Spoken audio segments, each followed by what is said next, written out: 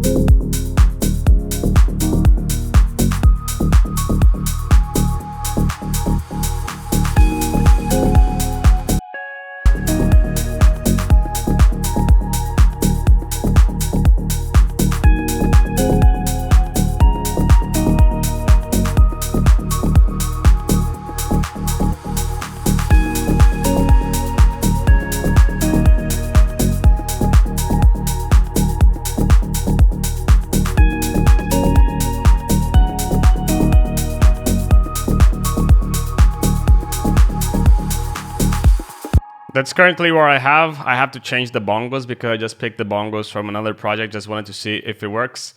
And basically I have at the moment, let me go through the elements that I have. I have this kick from Volin Sentier that I ripped it from one of his tracks. You can get how I rip tracks, how I rip kicks from my video here that's going to display here in the top right corner as well. And I have this Cashmere loop, this Cashmere shaker over here. I have these claps, and something that I love doing, and I didn't do that much, but I love doing these counter hits. The song kind of has a housey feeling, so that's something that I want to make it a little bit better over here. Like I want to make it even more housey. I have this hi-hat over here. Some people said to me that it sounded a bit too much like house music, and that was intentional. I wanted something really open and really housey as this one, so it's kind of a combination with a melodic and a house song. I have this piano that I use from Labs, and it has this filter freak over here, just to give a little bit of character in the sound. I also have this pad. This is something that I did. It's gonna come out in a pack soon. And basically it's a really cool pad because it's kind of wobbly, so just so you guys can listen to how it sounds like. Here it's gonna be better. So it has this wobbly effect, and something that I wanted for this one. Then I have this piano over here, which is from True Pianos.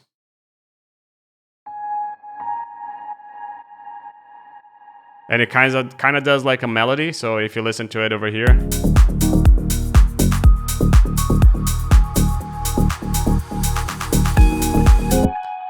Then I have this guitar from Labs.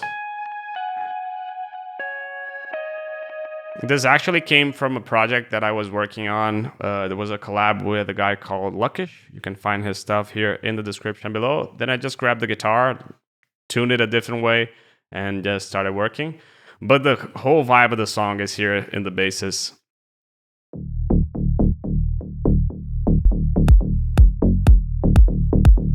Originally, the song wasn't going to be that pumpy. I can try to get the bass that I had before, if I can recall it. I'm not sure if I can, but possibly it'll be here. It was going to be something a lot more lounge, but I thought it wasn't that convincing, so I changed it. So just so you guys can listen to how it was.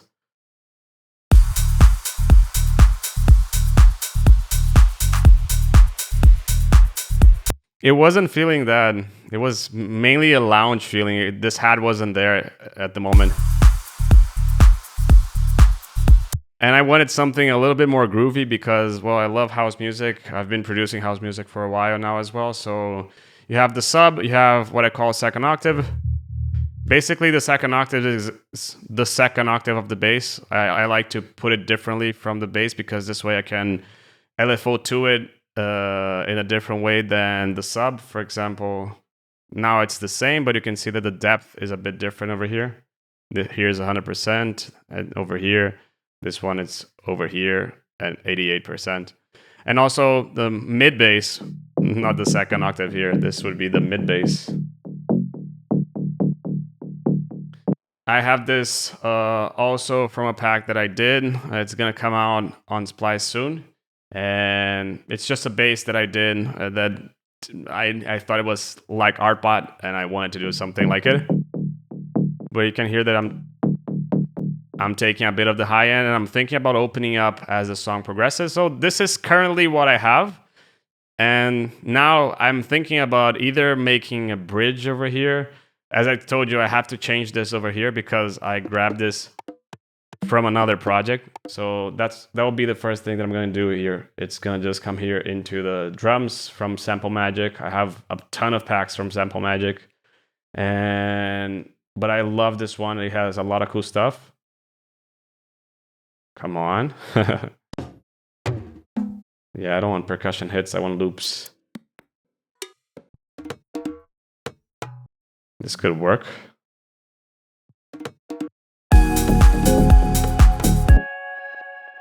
Let's see. Probably need to loop it to... Let me just reactivate one thing over here. Auto. Yeah, that's the one that I wanted. Otherwise, stuff is not going to come warped. And sometimes for workflow is a bit better. Not sounding great. Yeah, this needs to be here. That's why. There you go.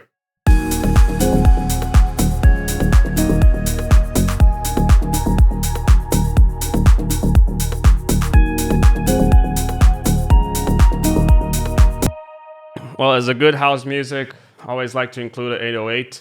So 808.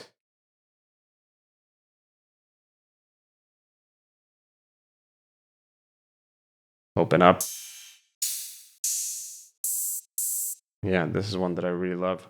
I like putting them in off beats. So just so.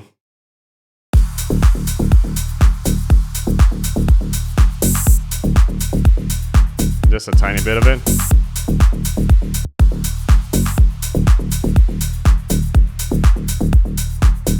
You can see that the clap already does a pa, pa, pa. You know, everything is on the grid over here.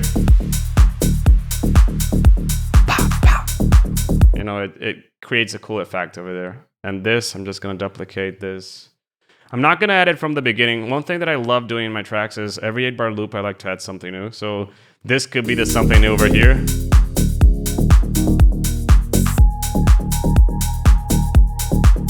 Sometimes it's also cool to add a shaker hit in the beginning of it. So you can do like a, you know, let's just, instead of, no. Yeah, that could work.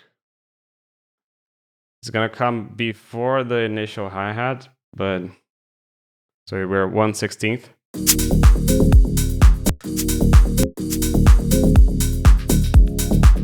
It's important to mention that I'm doing this on headphones, and whenever I'm creating, and this is a creative session to me, I'm not gonna think about mixing and sounding perfect. I'm just gonna go with the flow, because now it's time to do sort of brain dumps. It's honestly just putting the idea there and making sure that it works.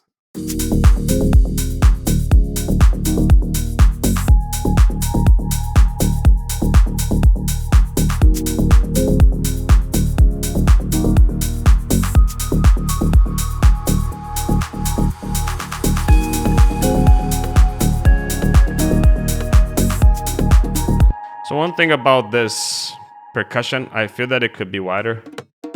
It's too much in the mono, and we have a lot of content already in the mono. So for percussions, I normally like, let me just open my Stream Deck over here. There you go. I'll make a video afterwards about my Stream Deck. Basically, I have all these channels over here, and they are quick toggles. They are macros that I can use. And basically, it's a lot easier, because if I want to call an EQ8, for example, just so you guys can see it, I'm gonna call an EQ8 and EQ8 appears. I don't have to go and look for one. It's just a lot easier. It just enhances the workflow a lot. If you don't know what a Stream Deck is, just look here in the link below, and I'll leave a link here to the Stream Deck, and it's awesome. Possibly I'll just make this wider with a Haas effect.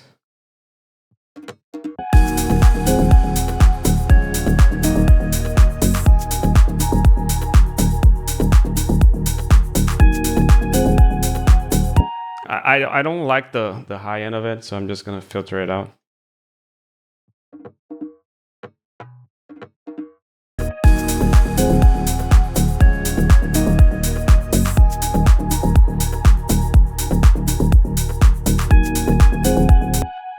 I also want some percussion hits.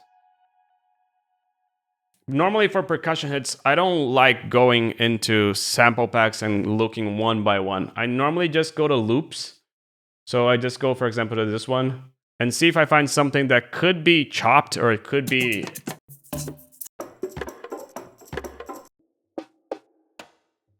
For example, this one. Maybe we could chop this hit over here.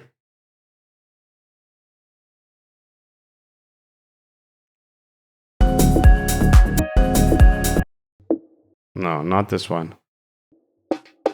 This is too loud. Yeah, that's the one. It hits with everything. So yeah, not gonna sound.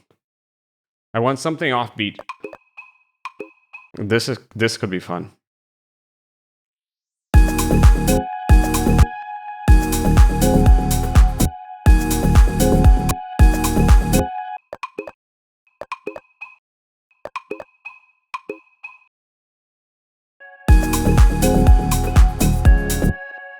But instead of adding it over here, because I'm already adding the percussion. So again, for the sake of every 8 bar loop, something new is happening. Just gonna add it in the other section over here. And mainly that's what this section is gonna be about. I don't want to make it too extensively long. I just want to show how I see drops and how I look at it. I don't want to make this drop overcomplicated as well. So I'm not even thinking about adding a lead. Maybe I'm gonna add a pad afterwards, but not much.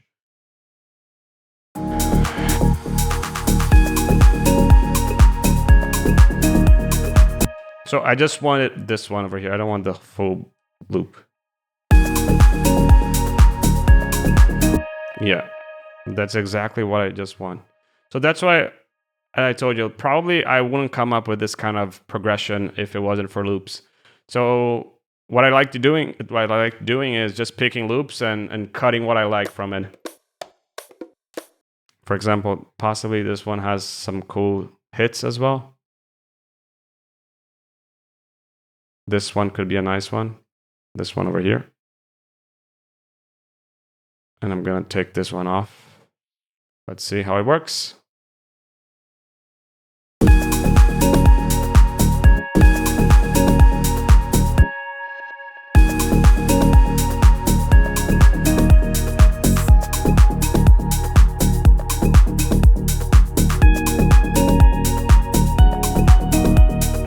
What is important to me is that whenever you're listening to the whole percussion group,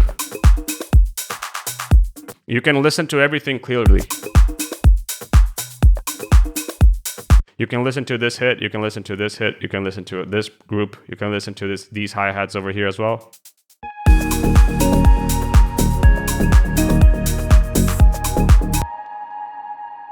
And just so you guys can listen, like why I love this kind of hi-hat and this one as well, it just speeds up the song a lot, you know, just so you can listen without it.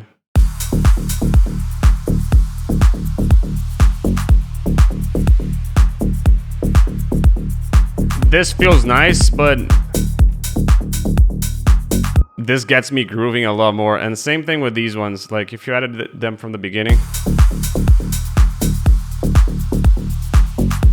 this is kind of what the shaker is doing.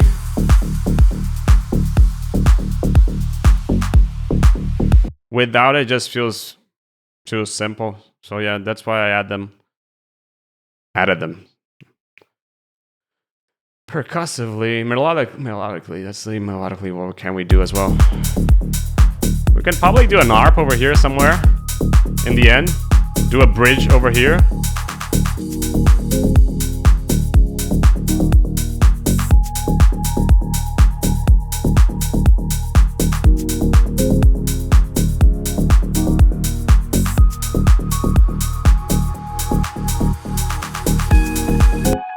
So, especially because I come up with a really prominent lead over here, what I like doing is sometimes I get rid of the first hit.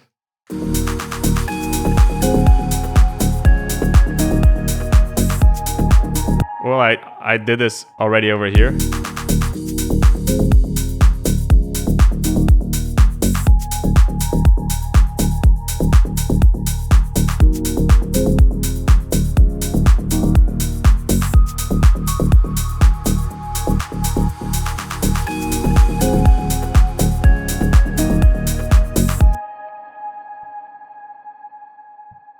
So there are these loops over here from Quantum Loops.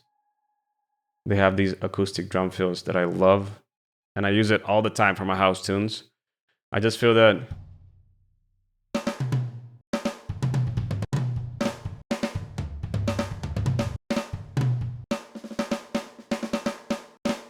this could be one. I'm just gonna add it over here and try it later.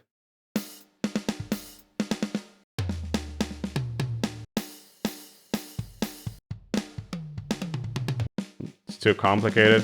Too complicated.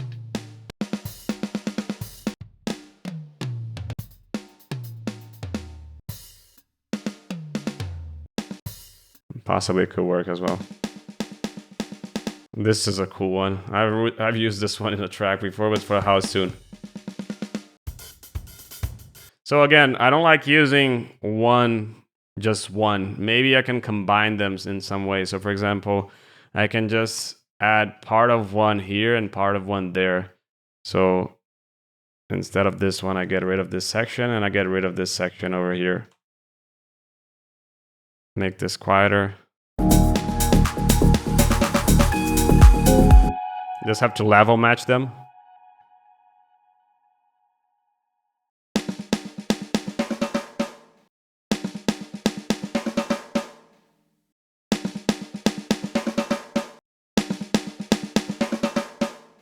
It's different, but exactly like possibly no one will do the same way as I'm doing. So it just fakes it a little bit, you know. Let's see how it sounds in context.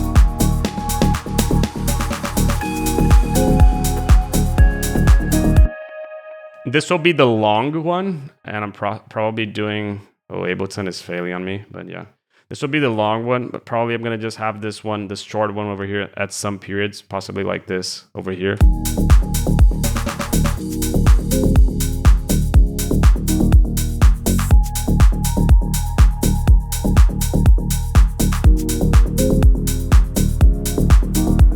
Definitely some ambiences. Definitely some ambiences.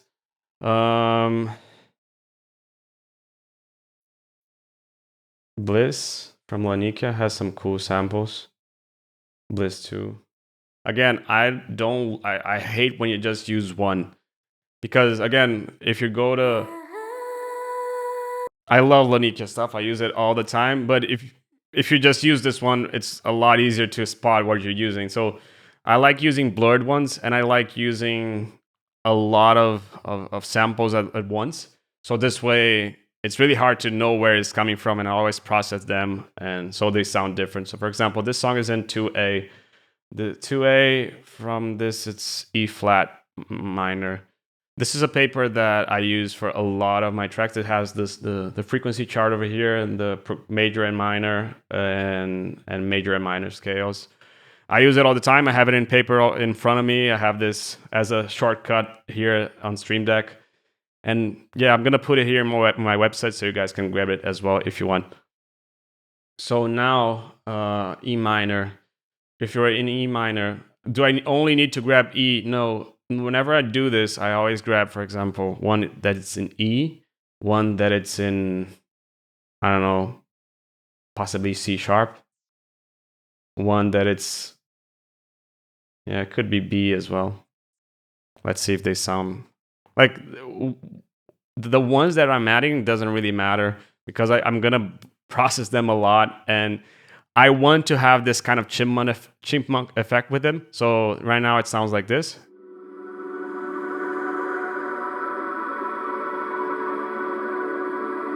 But this is in B, and to be in E, as you can see it over here, it's in B. I need to put it to 1, 2, 3, 4, 5 notes up. So 5 notes up, it's gonna sound really peachy.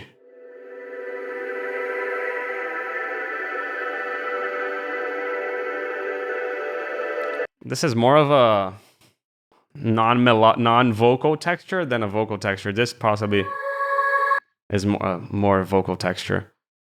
So let me put that down to -9. Again, C sharp, I need to put it to, just so you guys can see it, it's in C sharp, 1, 2, 3, 4. So it's in E. And again, I want this kind of chipmunk effect in it, okay? Why? Because now I'm just gonna come here to my audio racks. I have Atmos, Vocal Atmos. It's a simple processing rack that I have that mainly keeps the high end of it. Sometimes I just add it a little bit more. But it's a lot of reverb, a lot of delays.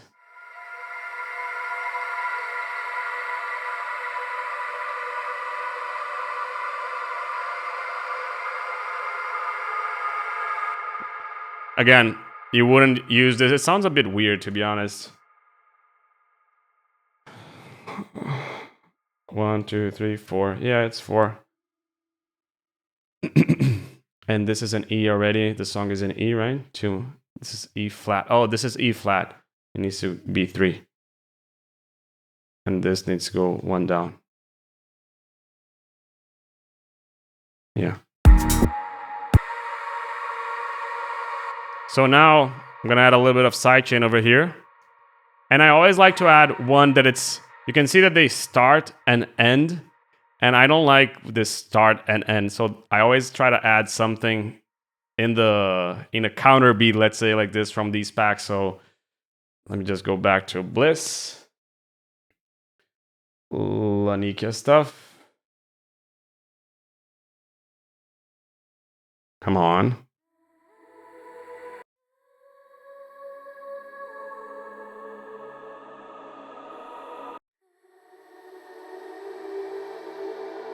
And I'm gonna grab this one. Again, put it inside the folder so it's within the effects.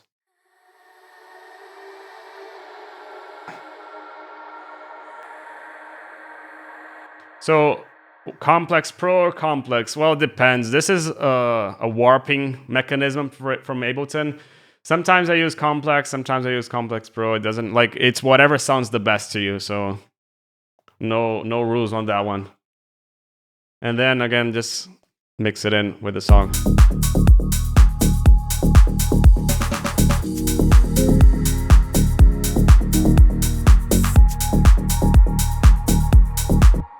Sounds horrible. This is in C sharp. So C sharp to D flat is 2 notes up, not. Right? 1, 2. No, 1, 2. Yeah, 1, 2. I was wrong. So this is an E -1, correct?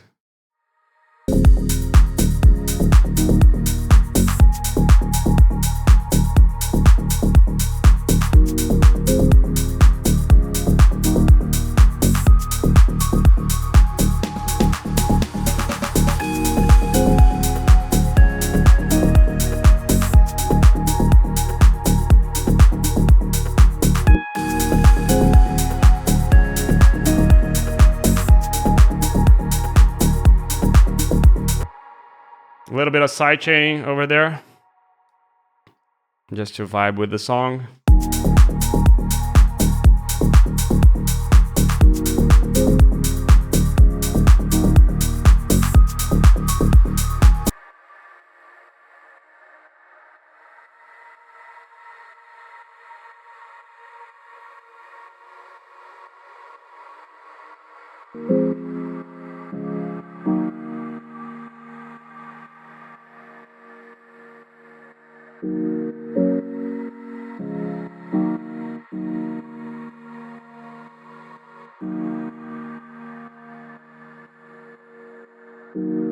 It's sounding weird, but I'll just keep it right now.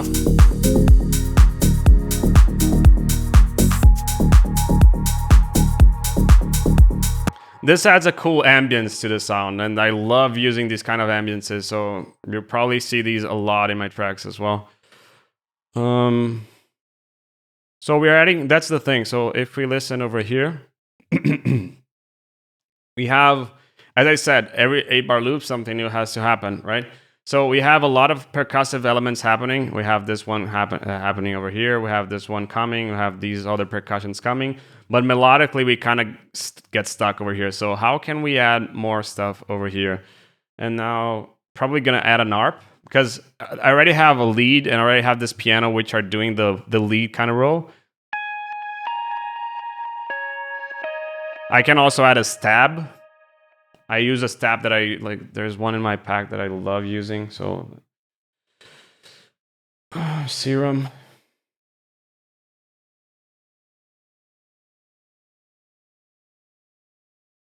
There you go. I think that's called, is it Barcelona? Yeah. It's probably gonna be too loud. The song is in E minor, right?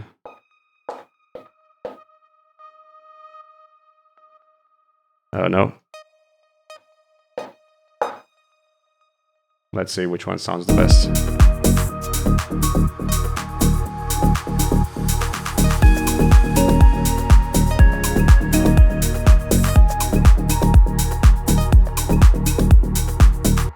Let me record this.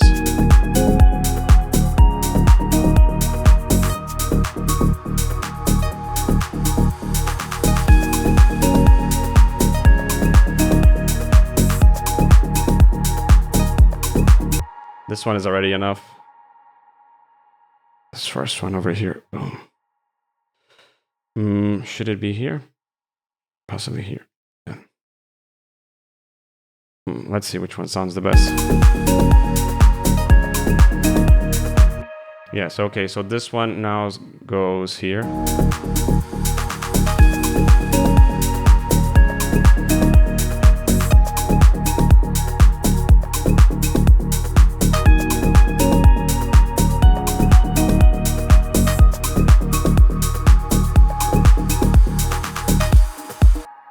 One thing that I love adding as well are these Atmos tools. This is from the Mike Hawkins pack on Splice, so you can grab it on Splice. We are in D sharp, which is E B minor as well. This is just a simple tension string, just so you guys can listen to it. It's just a simple note that plays D sharp and it's steady. So I added over here. I'm just gonna give a little bit of room in the 8-bar so it's not coming from nowhere. And then I'm just gonna double it. And this probably comes like this.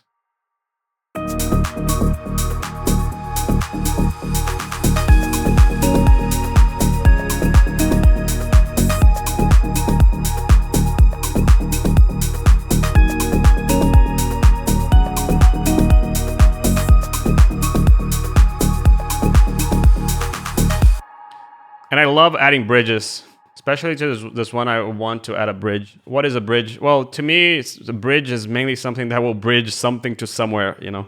So this bridge is going to bridge the drop to the break. And I feel that the bridge is, to me, it's the drop by itself without the kick. So I'm just going to double it. I'm probably going to filter it down a little bit so it just goes down to the break. But I want something over here that possibly, I still have to think about what I'm going to do in the break. And that's why I have these reference tracks on top. It's especially like whenever I'm lost and I'm like, what I'm going to do next. I just come here and let me just lower them a little bit.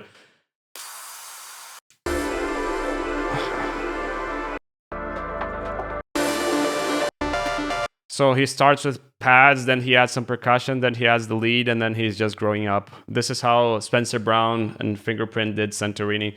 So if they did it this way, well, possibly I can do it something similar. Not necessarily I'm going to do exactly the same thing, and probably I'm not going to do exactly the same thing because I don't want to copy them.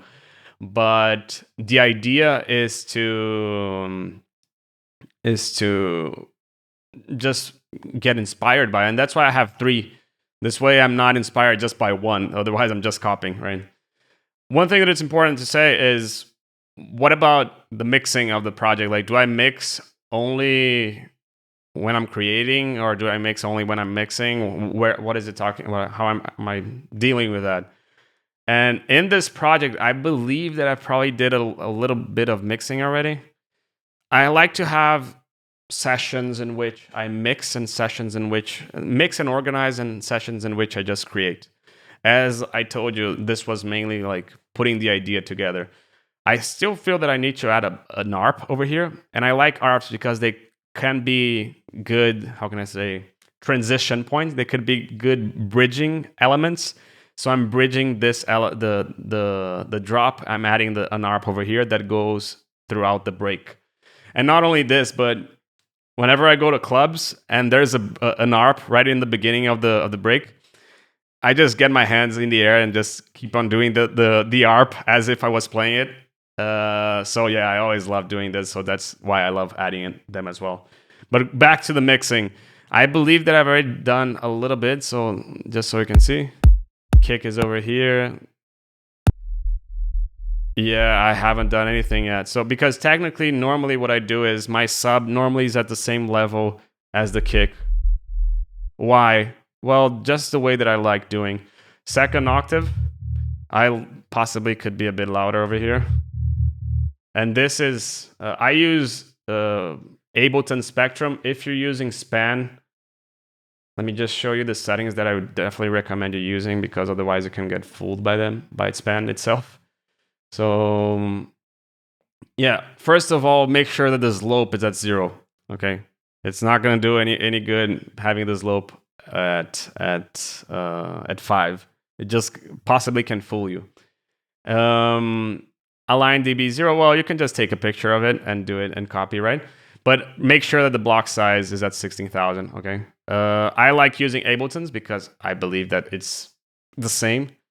But going back here, so second octave, let me just raise it over here. Yeah, my second octave is just a saw, and my sub, if you have the question of what is the sub, yeah, it's just a sine as well.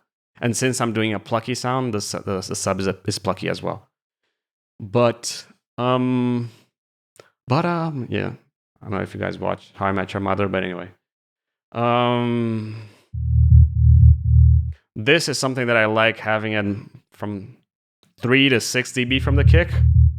If the kick is playing over here, oh wait, the kick is playing over here at minus 18. If the kick is playing over there, yeah, the sub is at the right point. Let me just put it at minus 10. And this at minus 40. No, minus 40. Boom. Okay, the sub is at the right point. The second octave, a bit too loud. So I'm just going to put it down. The mid bass.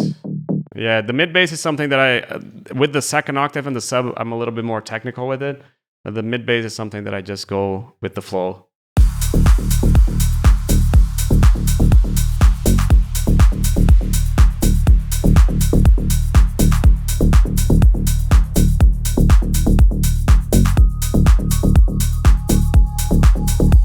And again, this is just a starting point. Like, this is something that you can see here. I have an ebook in which I describe how I do all the basses and how do I deal with them. You can grab it here in the description below. And I also have an ebook on 35 mixing tips that you can also grab it here in the description below.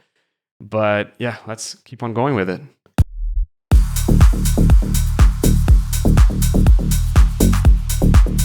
Sounds has a lot more pressure, right? If you're lost, and like this is the way that I like doing it. If you're lost, how can you do it? Well, pick a reference track and see how they're doing.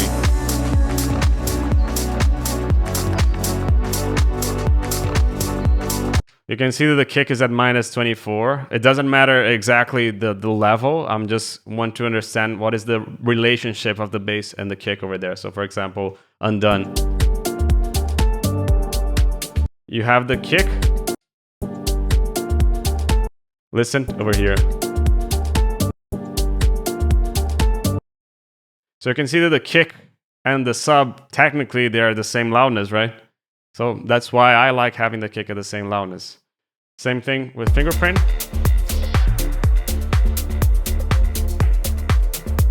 So you can see that fingerprint has the kick over here and the sub over here.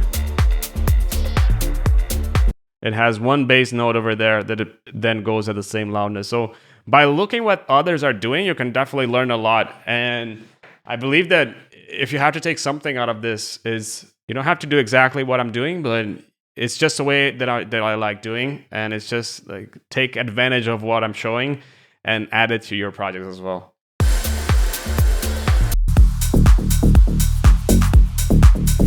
So let's just compare how it was. I believe that I have something over here.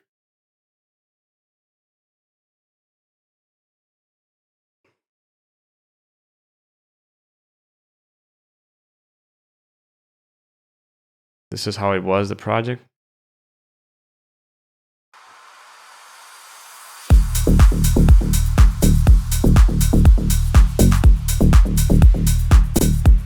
Old.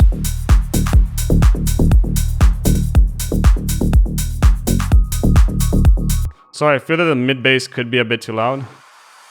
But the good thing is, can you see how if I want to just lower the mid bass, it's totally independent from the rest of the bass. I don't have to do like a lot of people do, and it's not wrong, it's just another way of doing it. But a lot of people have basses in which they have the whole bass as just one layer. The problem with this is that if you want to raise this specific section or this specific section, is you're gonna have a hard time because you're just gonna have to EQ it with knobs. I don't like doing this, so that's why I split it. And if I want to raise this specific octave, I just come here to the second octave, because first, second octave, and then raise it in, I don't know, 60 dB. And you can see it now, it's louder, you know.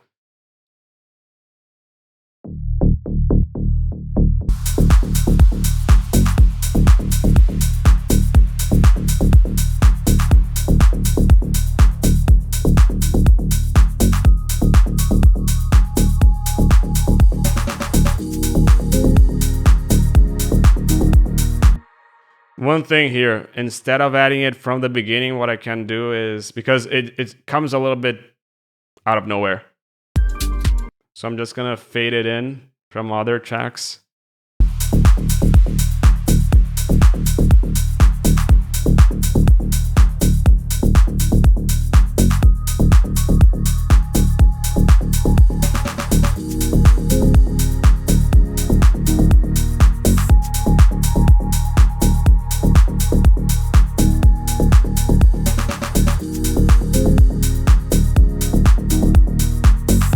You know what I can add as well? This is going a little bit beyond what I want. I want to keep it lower than 45 minutes, but it's a Vila pack from Black Octopus. Vila, boom. And she has a lot of reverse vocals over there. I think it's over here. And I'm gonna grab a reverse D sharp. I think she has O's and A's. This is from an external hard drive, so it's not the best speed at the moment. Yeah, I don't want the ooh, I want the ah. So, and then I have this rack that I grabbed from a tutorial that Marco Santoro did once. That's the one. So basically these are like Atmos delays, just so it's not ending out of nowhere. It doesn't end out of nowhere. It has a little bit of a...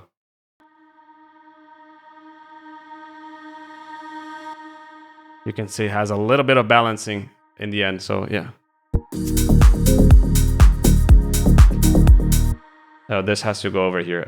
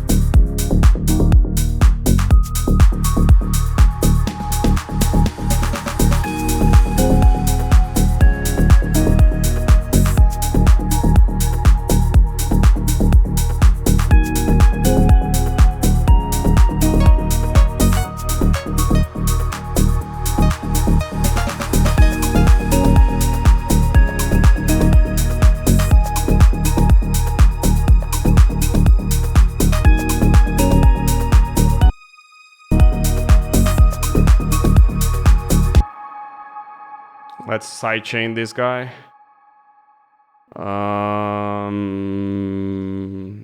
Where's the sidechain? Oh, Leo, why don't you add a new sidechain? Yeah, laziness.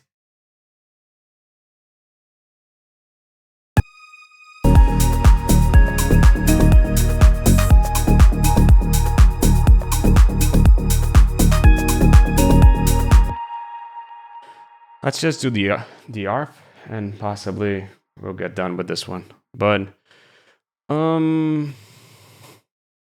let's grab something from the pack that I'm gonna release. Too loud.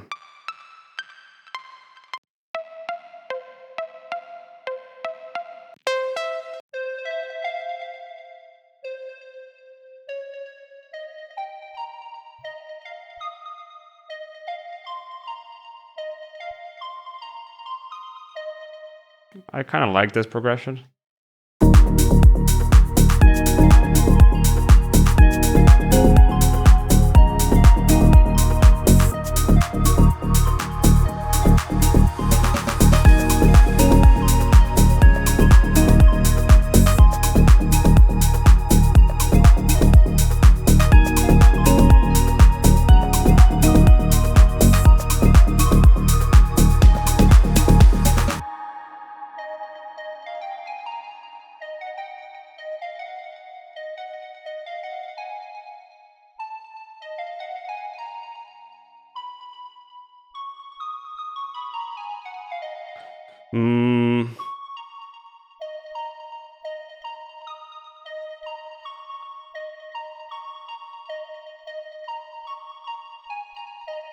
Possibly something like this.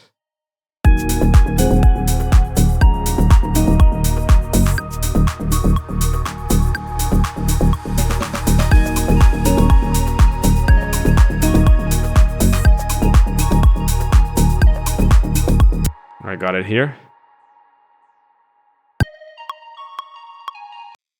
Now you just grab the idea here and just warp it.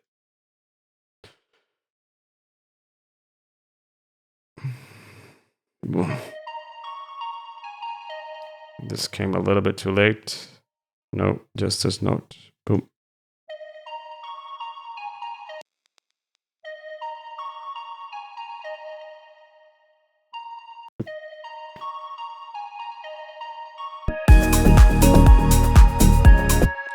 It's a bit too at the same frequency as everything else, so I'm just gonna try to find something else.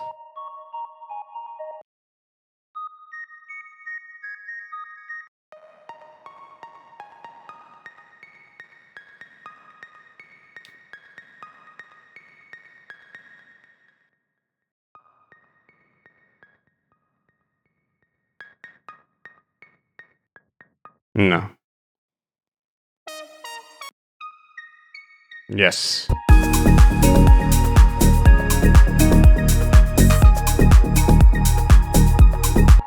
So this is too thin, so I'm just gonna double it and a MIDI and put it down an octave.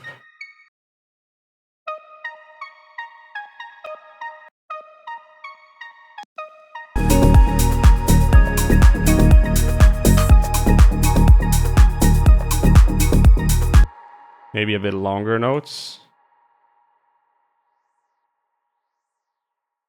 Oh.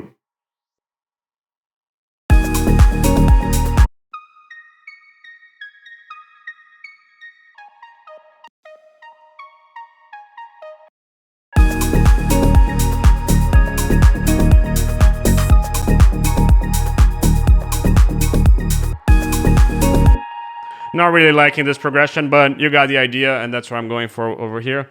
But I hope you liked this tutorial. If you liked it, you can hit the like button. If you loved it, you can subscribe to the channel. Again, let me know in the comment sections below if you like more videos like this, and if you want me to do more productions like this. Probably I'm going to do a new track that I'm working in a collab, and other tracks as well. I can do mixing videos as well. So let me know what you want to see, which kind of production video you want to see here in the channel. And I hope to see you soon again. And yeah, cheers.